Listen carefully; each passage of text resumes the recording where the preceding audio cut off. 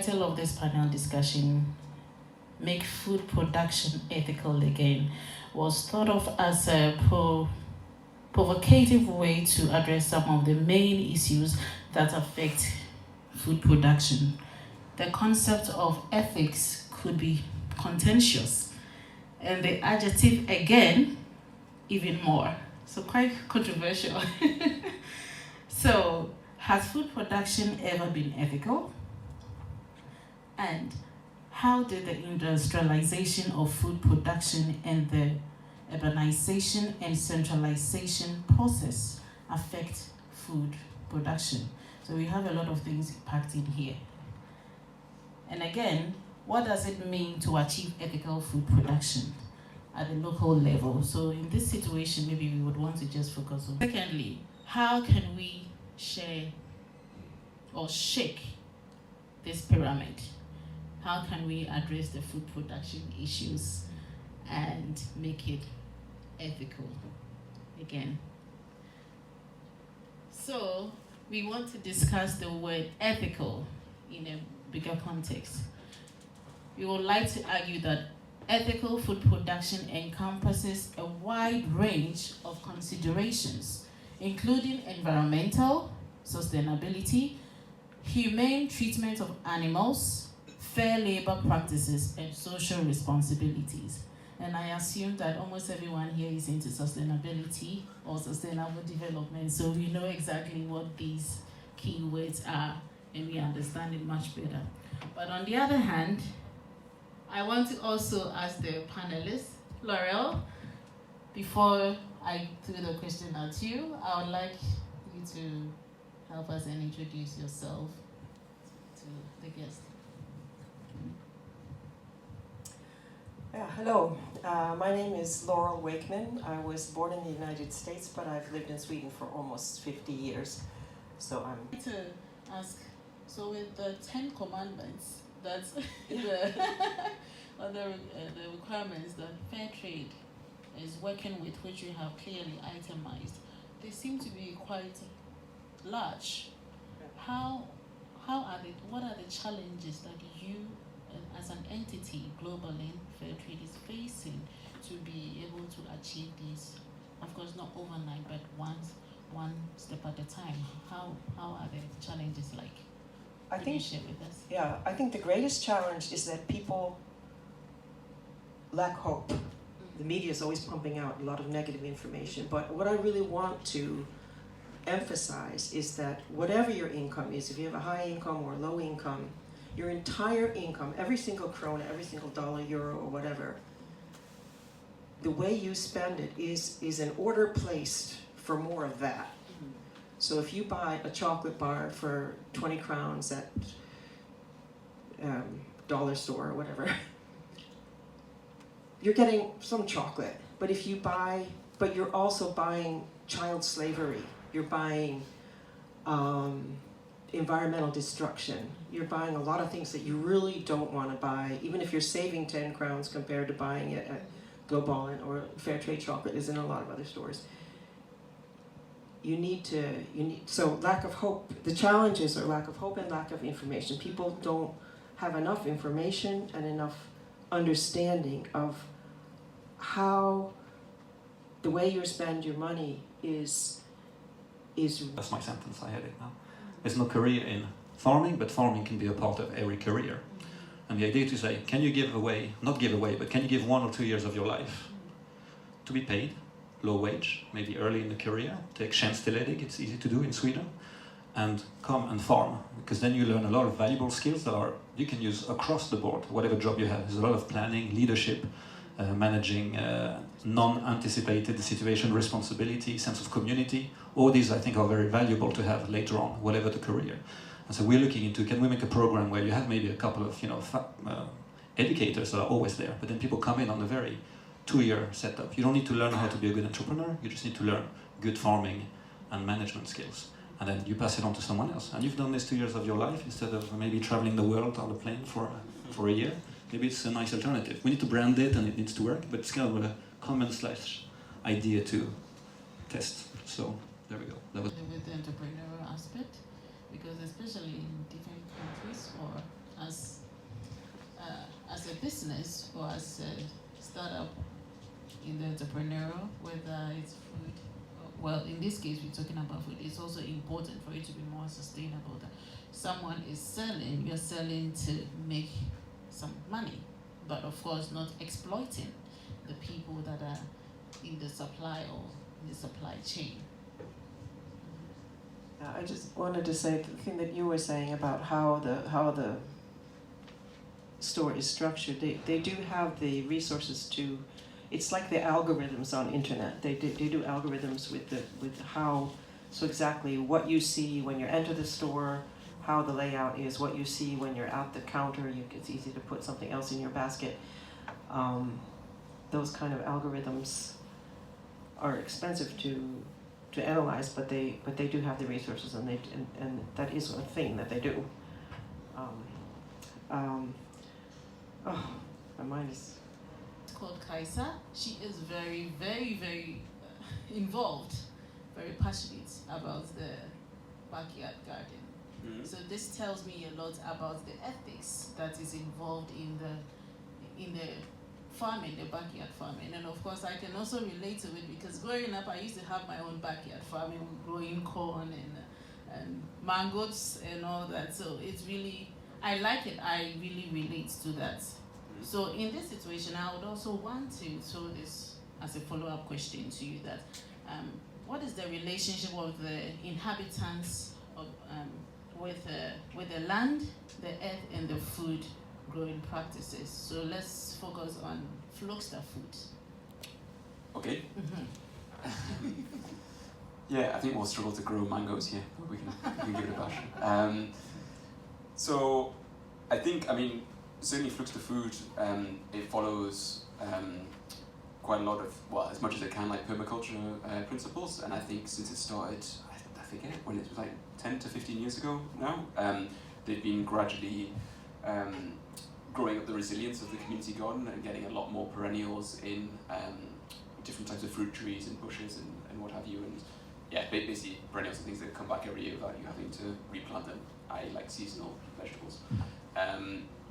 And yeah, that's a huge aspect of making it resilient, especially from a labour perspective. It's a lot of initial setups to get it go, and to pick many species that grow well together and will do so over a long period of time. And so, yeah, in the long term, if you average it out, the labour will become less and less, and you'll still get a lot of produce from that. And then, yeah, that makes sense. The same with all of the kind of wasted land at the minute in Uppsala. Like some of it would be dedicated to more seasonable growing, but then you could still have a lot of perennials, whether it's apple trees or whatever, that require very little input, at least from a labour perspective.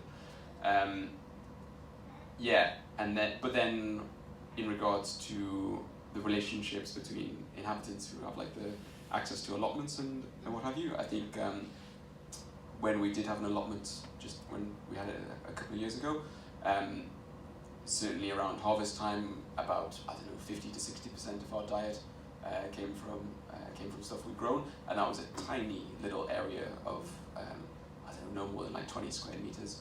And now we have a bit of land at this place that I am currently, where we have 1 hectare of land, but most of that is still lawn, but we're going to try and make that into more and more kind of productive land. And yeah, since last summer, all 6 of us that lived there, like we didn't buy food for about 5 to 6 months because we were just living off what we had there. So there's a way of but like it's not as if it just comes for free. Like you do have to put in the labour, but we're kind of designing for the future and designing a lot more kind of resilience within following permaculture principles, and you like take a lot of time to observe the environment, the land, and to see what's possible. And yeah, you are bounded by your context and your parameters and how you can do that. That was a very convoluted answer to your question. Apologies. Yeah, that's thanks a lot. Like, I really want to highlight I had so much rage and grief over when I was working in the environmental department, which was in the same department as the planning and zoning people, is all of the farmland which just gets wiped out for building industries and housing. And it just breaks my heart when I think about, I worked in agriculture for, I didn't put that on my CV here, but for many years, and the back-breaking work of farming, how many generations of people who have cleared those fields, picked up stones, turned them into stone walls, and all that work, and taken care of it, and then just to have it built on, because there are billionaires who can pay more money than that farmer can earn in a lifetime from his farm, just to build whatever there, and it's just, that just really breaks my heart. So this, one thing is, how can we use uncultivated land, and the other question is, how can we protect the cultivated land that we do have? If I can just add a little comment on what you said, really important. It's also like how not just like uncultivated land, it's been like completely built up. I think Uppsala is probably the fastest growing city in the country, if I'm not wrong, according to the numbers. But sometimes even if we have like unused or obsolete industrial areas, sometimes even like a plot, like a land that used to be cultivated for a generation, or even worse, a pristine forest. Because like the green is like being confined further away from the city center, and I see like more and more like forests are being targeted, and they're also important from our biodiversity, because even if you grow like in a crop and not using like good practices as permaculture or like regenerative type of agriculture, you are still killing like a native ecosystem, which is we should like really value our green areas around, even if it's like a small patch. Like we should really keep those, because that's it's gonna be really really hard in the future, which is all this concrete speculation. Yes.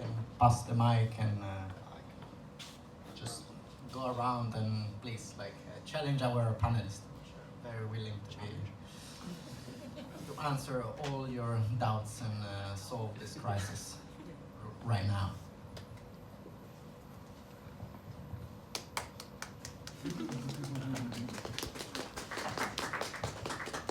Thank you. My name is Kedar, and I have been working with Brucewood Club for a while now. I have one quick question. As I have recently moved in an apartment, I have my own balcony, and that's why I can grow my own stuff in summer. But when time comes like this, we were thinking about more hydroponics or aeroponics or similar things like that. And I tend to look more into these kind of engineering. It says that human beings create technology, and it's understandable that at a point in time, the argument that the technological know-how may take over the work of human beings, and that leads into industrialization. But there is one thing that can never be taken away from human beings, and that is the creativity. So critiquing through creation is really relevant. It is only the human brain that can really be more creative and understand the environment much better. So it's like getting more into the earth and getting your hands dirty, so to say, to get to work on that. So that has got to do with continuous progress, even if it is one step at a time, just building your time. And this takes me to global in your approach. Even though you mentioned in your earlier submission that there is, at the moment you cannot really talk about the larger vision, or a vision and a mission for that matter. But you also mentioned something that was really striking to me, is the little progress in the learning processes and teaching people how to make it better, one step at a time. And that is also part of the creation and making and critiquing and making things better. And it takes me to what the the Japanese culture in Toyota. That's the Kaizen approach. So I think that everything is sort of like interconnected, getting better one step at a time and all that. But specifically, if you're talking about the critiquing through creation, someone has to stand up and say, okay, no, this is not it. We can do it much better this way. And of course, the younger generation is much more aggressive and more forward, with a much more forward approach in some of these things. It's so amazing. So in that case, how can we, the consumers, I know about fair trade because the handcraft really remind me of my home country, Ghana, because I actually see these people making the products and all that. So it's something that I have decided that, okay, this is what I relate with and I can get involved and I understand the processes. So it's about a personal conviction and a personal decision for that matter. But in that case, how can I have a first-hand information, so that is a done deal. But for someone else who doesn't have information or is not better informed, or might think that it's just a form of greenwashing when it comes to the labeling, which our audience has raised a concern about, I think that almost everyone may have that kind of a nagging question at the back of their minds. So how does the consumer get to be better informed that, okay, this is the thing that we really care about and whatever we are presenting to you is as it is. So could you share with us some of the ways? There's a lot of good, like I said before, there's a lot of good educational material on fairtrade.se, and I'm not sure how much of it is translated into different languages, but at least in Swedish there's the basic education, which is called Fairtrade Start, and that takes about half an hour to read through. It's just like it's PowerPoint slides, and there's a little bit more information there. And then there's you can become a Fairtrade ambassador, and you can either do that in a study circle, which takes maybe involves 3 evenings, and then you get more involvement, or you can do it in 2 hours online. To be able to inform better. And another thing that you can just do, just generally, is to ask for these products in your local store when you're shopping. Just make a habit of doing that. But also, Uppsala is called a fair trade city. We have that diploma or whatever. And talk to your politicians and say, we care about that it is important. And because that's, when the inflation is real, and even the town budget is strained, and there's cheaper coffee. Every single person working for the town drinks coffee 2 or 3 times a day. So the amount of fair trade coffee that the town uses is a real investment. I don't know. Anyway, it's important. So, but tell your politicians that you think it's important, so that they continue they want you to vote for them, because it is a democratic situation, and if they know that's what you care about, they need to hear from you. So, be more vocal. I have this self-criticism. I buy these products, but I don't talk to my shop. I should do that more. Yeah, I don't know. That's